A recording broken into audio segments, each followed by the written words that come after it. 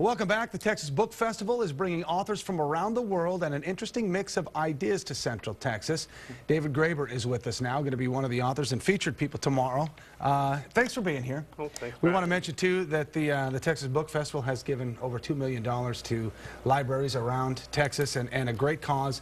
So everybody grateful that you're here. Tell us about the presentation tomorrow at the festival. People looking forward to you and HW Brands. Give us an insight to that presentation. Well, the idea of the presentation is to put the debt crisis in historical context. We tend to think of everything as completely unprecedented. Yeah. And Brandt's a great historian of American politics, and he can put it in the context of debt crises over American history.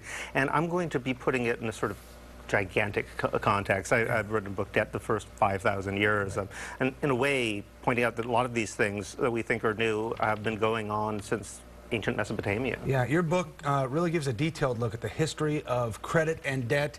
What are some of the lessons you see from the past and the way people have dealt with previous crises? One of the really fascinating things that I didn't really know before I researched the book is how many of the problems we have now are just have been showed up perennially, constantly over human history. For example, we all have this idea that virtual money is this new thing. It's unprecedented. In fact, it's the original form of money. Credit money comes before the use of cash. In fact, periods dominated by credit money, where people are using the equivalent of expense accounts, credit cards. Obviously, the particular technologies are new, but the idea is very old. There's always the danger of everything flying out of control and having these terrible debt crises. And throughout history, there have been techniques that have been developed to head this off, and we just haven't been using them. Yeah, what are some of those that you think are effective? Well, I mean, some of them are surprising. One thing they used to do in ancient Mesopotamia and in ancient Israel is simply to have a clean slate. Every now and then, when the whole thing became intolerable, they would just say, all right, cancellation, start over again. Right, Yeah. which a lot of people with the Occupy movement are doing in concern to the student loans issue. Hey, it's the Atlantic that calls you one of the stars of the Occupy Wall Street movement, and a lot of people confused with the principles of the movement.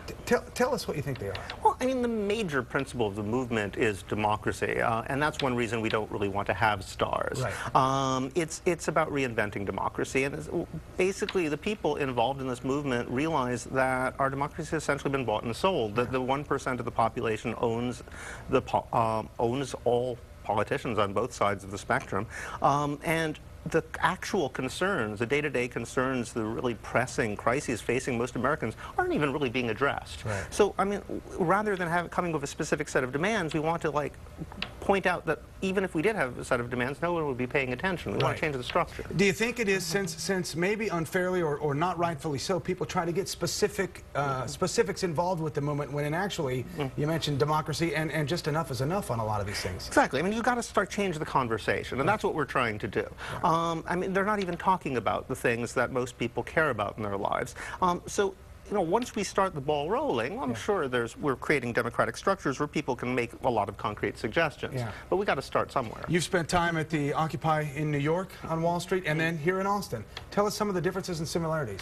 Well, the Occupy in New York began as an act of civil disobedience. Yeah. It was very, I mean, that staying in that park was technically against the regulations, and it was an act of defiance. Yeah. And it was an act of defiance that really seemed to strike a chord. This is supposed to be a public space. I mean, in New York, for more than 12 people to assemble in a park is actually illegal. Yeah.